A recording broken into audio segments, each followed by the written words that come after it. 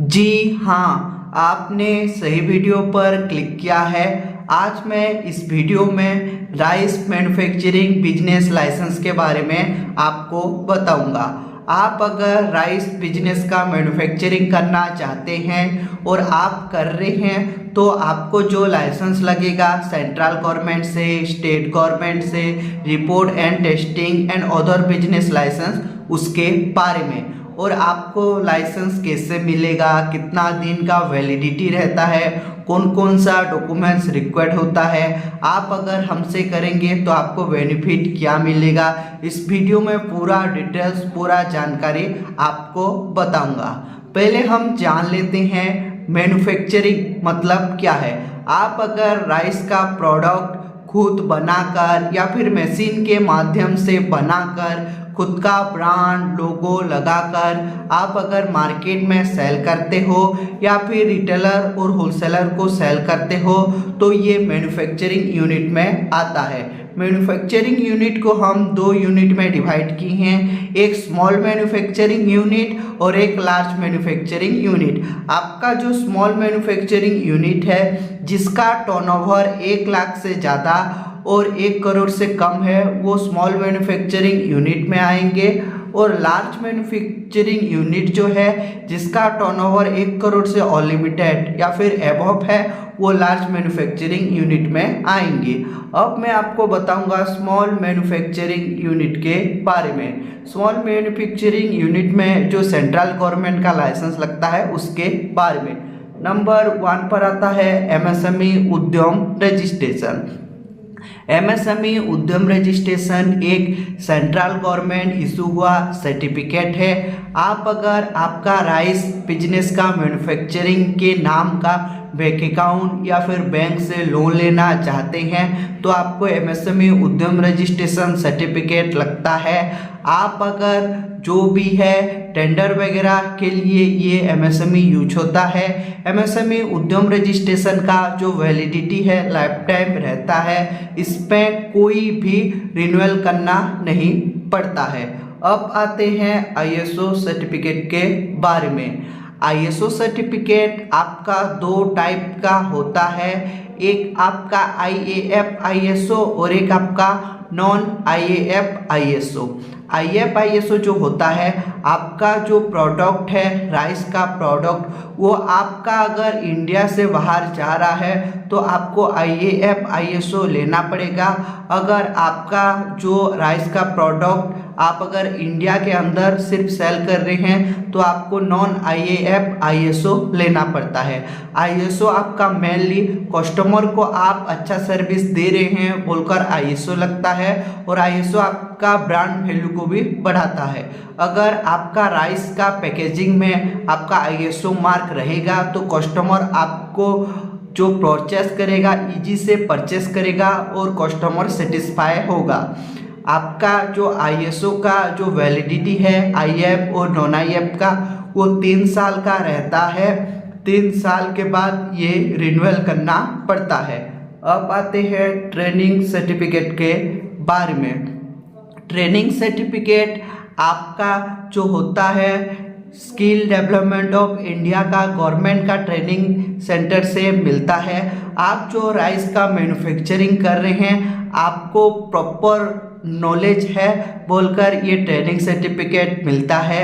आप चाहे तो ये ट्रेनिंग 3 मंथ या फिर 1 ईयर कर सकते हैं, आपके ऊपर डिपेंड है, और इसका जो वैलिडिटी है लाइफ टाइम रहता है, कोई भी रिन्यूअल वगैरह करना नहीं पड़ता है।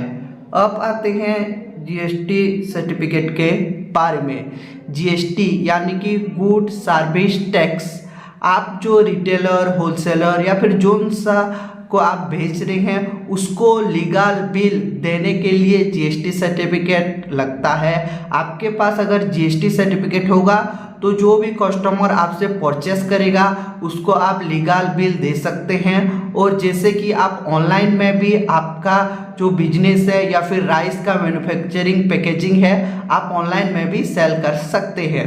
जीएसटी का जो वैलिड है आपका 1 to 3 मंथ के बाद ये रिन्यूअल करना नहीं पड़ता है, इसका फाइलिंग करना पड़ता है।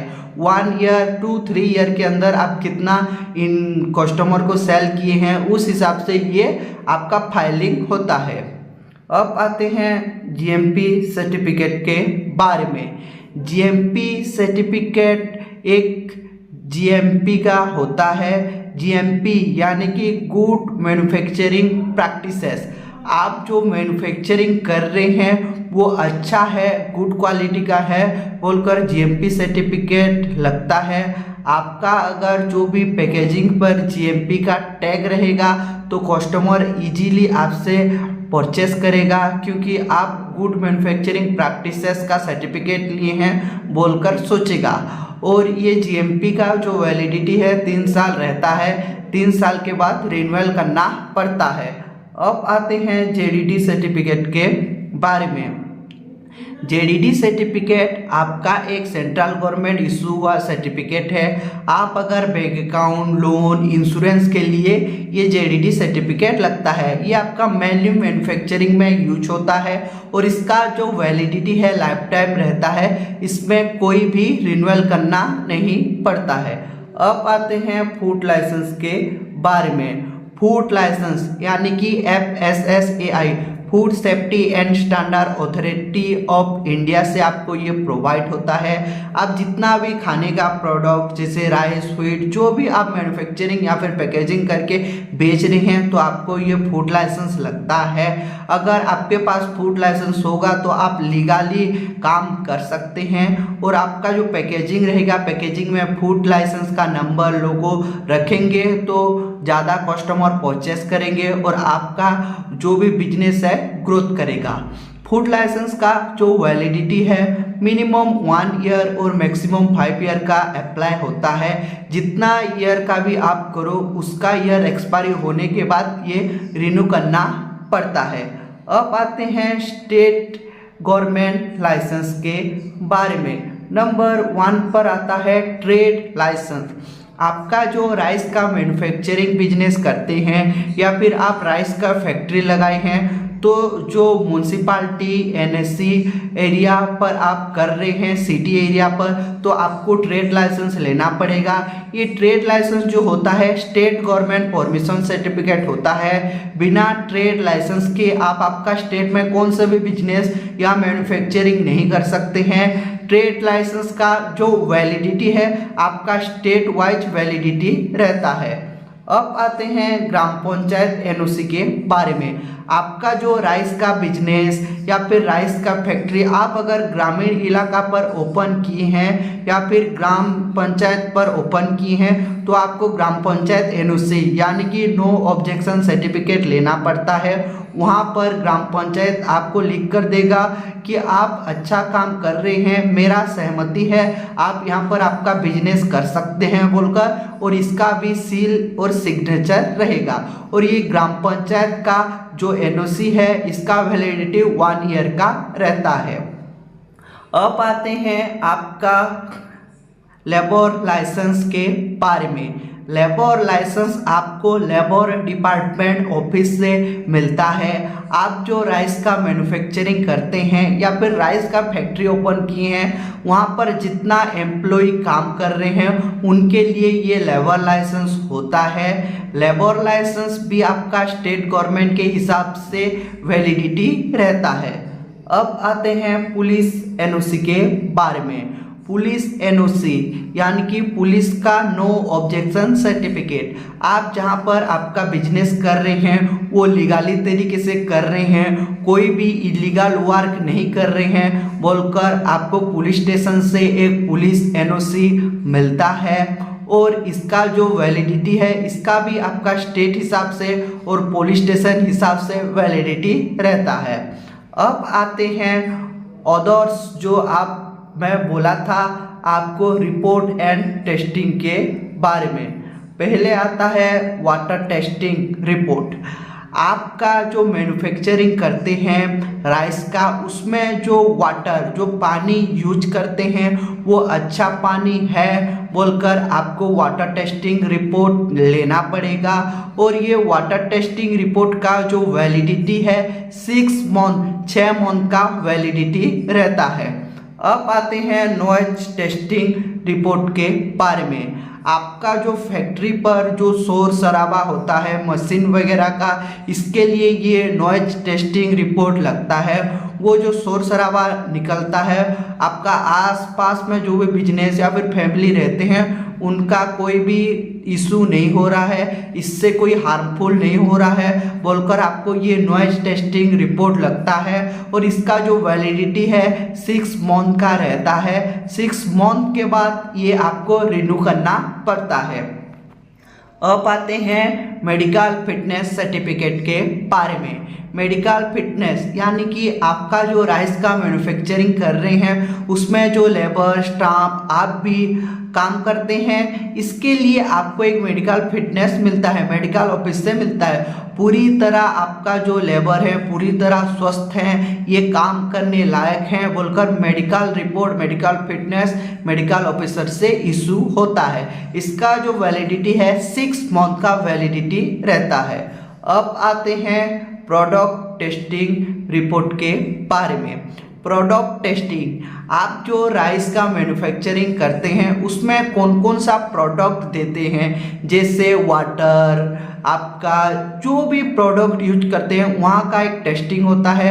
आप अच्छे प्रोडक्ट यूज करते हैं बोलकर आपको एक प्रोडक्ट टेस्टिंग रिपोर्ट लगता है। और ये प्रोडक्ट टेस्टिंग रिपोर्ट का जो वैलिडिटी है आपका 6 मंथ का वैलिडिटी रहता है। अब आते हैं अदर बिजनेस रिक्वायर्ड लाइसेंस के बारे में। अदर बिजनेस में आपका देखिए आता है पहले रेंट एग्रीमेंट। आप अगर प्रॉपर रेंटल में आपका बिजनेस या फैक्ट्री जोन से भी राइस का करते हैं तो आपको रेंट एग्रीमेंट लेना पड़ेगा। रेंट एग्रीमेंट क्या होता है, आपका दोनों पार्टी का आपका आधार कार्ड, पान कार्ड, सिग्नेचर लगता है। और ये रेंट एग्रीमेंट आपका प्रॉपर इंग्लिश लैंग्वेज में होना चाहिए और आपका 100 रुपीज़ का स्टाम्प होना चाहिए। और इसका जो वैलिडिटी है ये आपके ऊपर डिपेंड है, आप कितना रेंट एग्रीमेंट कर सकते हैं। आपका मिनिमम 6 मंथ, 1 ईयर, 2 ईयर आपके ऊपर डिपेंड है ये। अब आते हैं रिकॉल प्लांट के बारे में। रिकॉल प्लांट जो होता है, आप जो मैन्युफैक्चरिंग करते हैं जो प्रोडक्ट जैसे वाइट राइस, ब्लैक राइस, आपका बासमती चावल, जो सभी आप प्रोडक्ट करते हैं राइस का, वहाँ पर एक रिकॉर्ड होता है, एक लिस्ट होता है। वो लिस्ट के हिसाब से आप रिटेलर और होलसेलर को बेचते हैं। अगर होलसेलर आपको कंप्लेन करेगा या फिर रिटेलर नहीं, आपका जो प्रोडक्ट था जो बासमती राइस वो अच्छा नहीं निकला है, थोड़ा उसको रीबिल्ड करके हमको भेजिए बोलकर ये रिकॉल के माध्यम से ये रिकॉल होता है। और रिकॉल प्लांट का जो वैलिडिटी है आपका 1 ईयर का वैलिडिटी रहता है।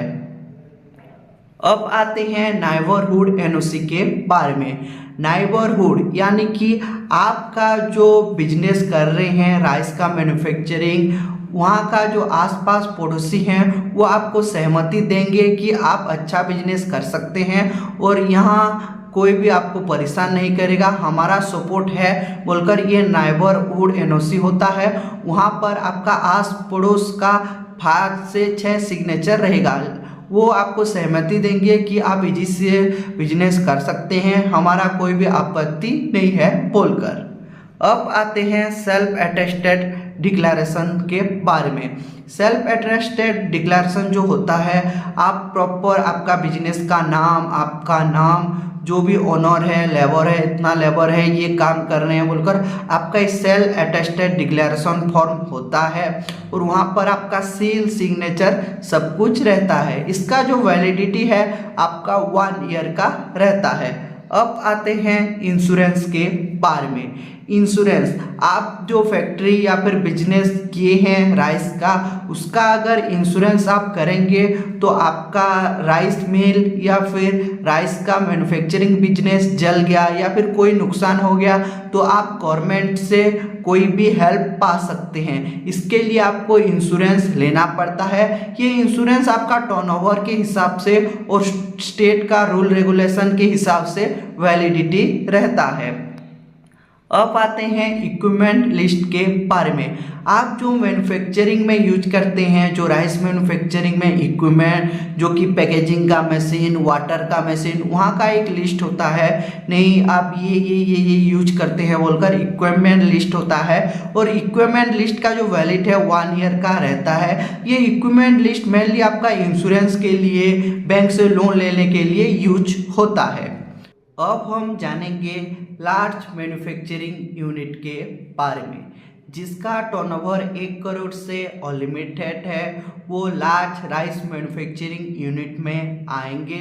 स्मॉल मैन्युफैक्चरिंग यूनिट में जो आपको बताया था, central government license, state government license, report and other business license, यहाँ पर स्मॉल मैन्युफैक्चरिंग यूनिट का सभी लाइसेंस लगता है। उसके अलावा जो लाइसेंस लगेगा मैं आपको बताऊंगा। जैसे स्मॉल मैन्युफैक्चरिंग यूनिट में आपको बोला था MSME, ISO, ट्रेनिंग लाइसेंस, आपका GST, GMP, JDT, फूड, ये सभी लाइसेंस तो लगता है। इसके अलावा जो बोलते हैं ट्रेडमार्क आपको लार्ज मैन्युफैक्चरिंग यूनिट में लेना पड़ेगा।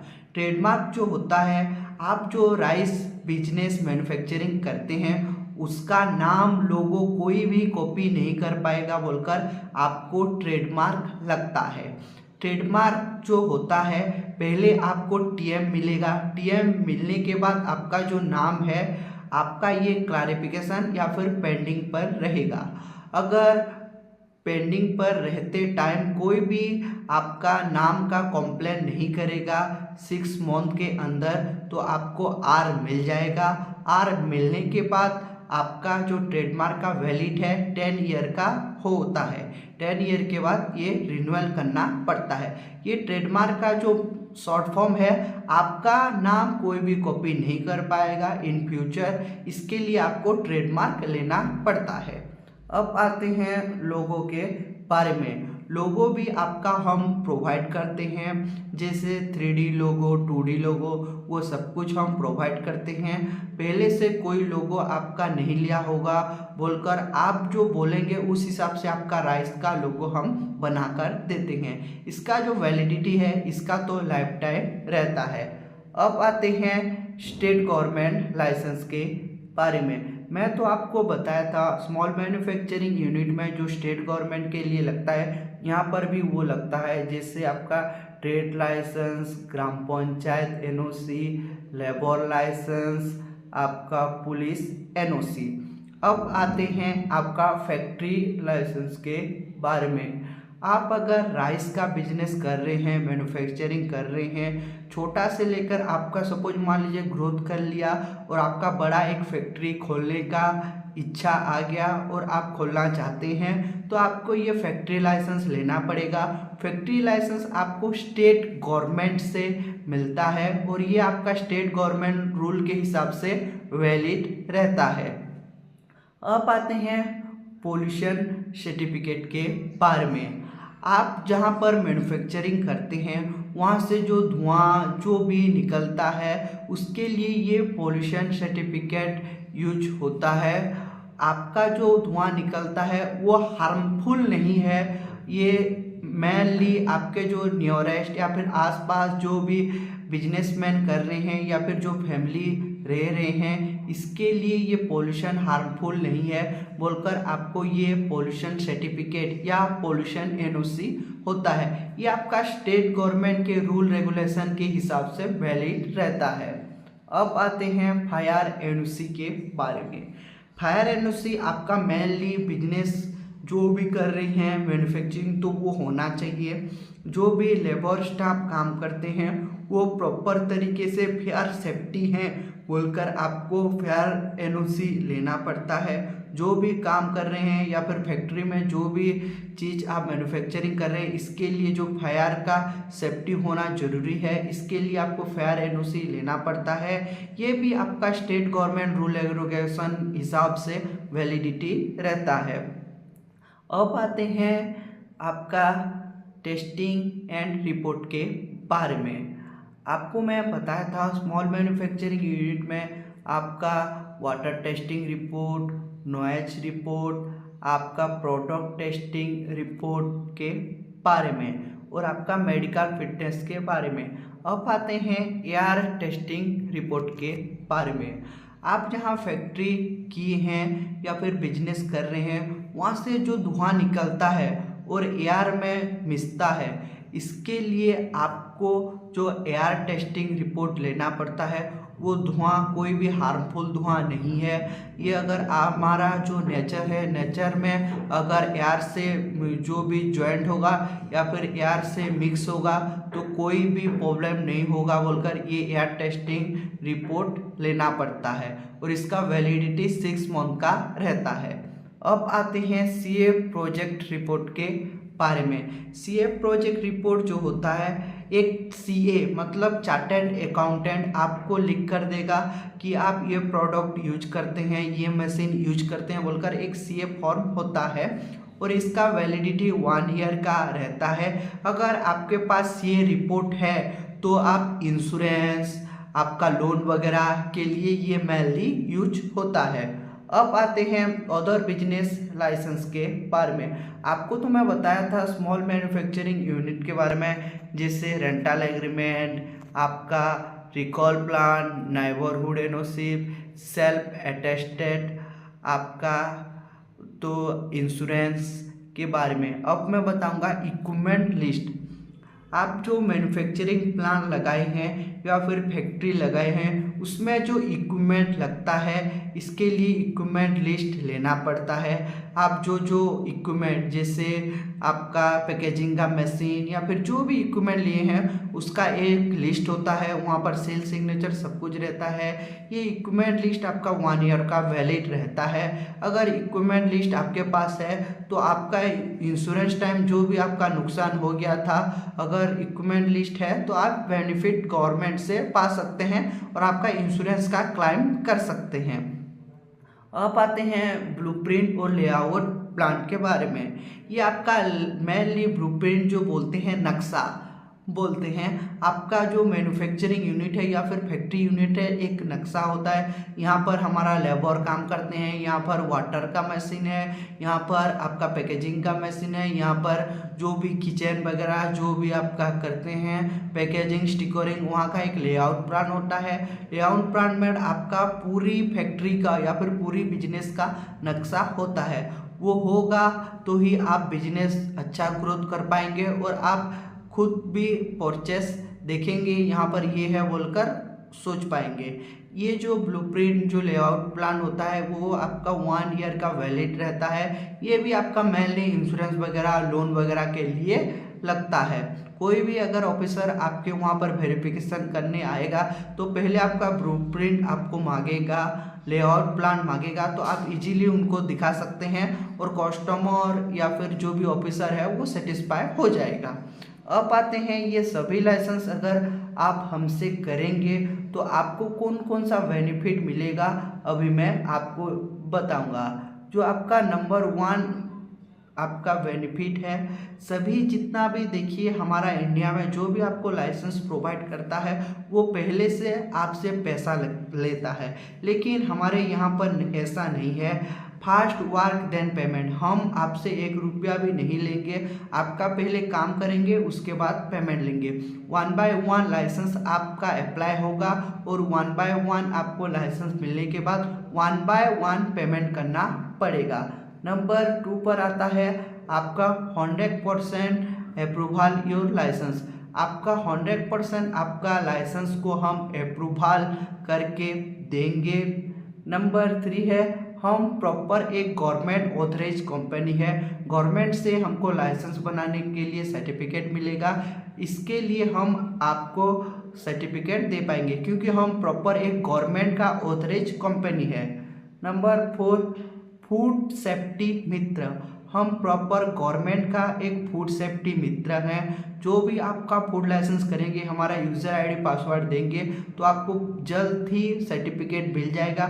ऑफिसर भी देखेगा तो नहीं ये फूड ऑथराइज मित्र से किए हैं बोलकर बोलेगा।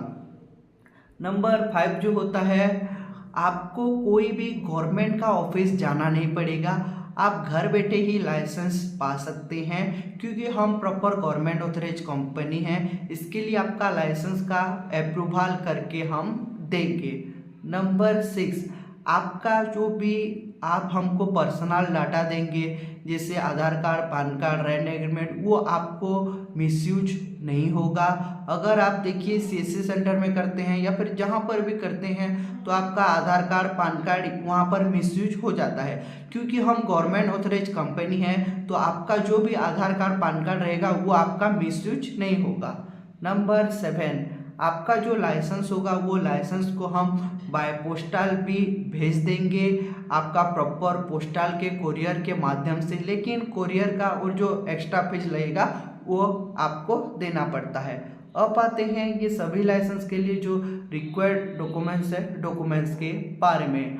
ओनर का फ्रंट एंड बैक आधार कार्ड लगता है, पान कार्ड लगता है, एक पासपोर्ट साइज फोटो लगेगा, आपका शॉप, बिजनेस या फिर फैक्ट्री का एक फोटो।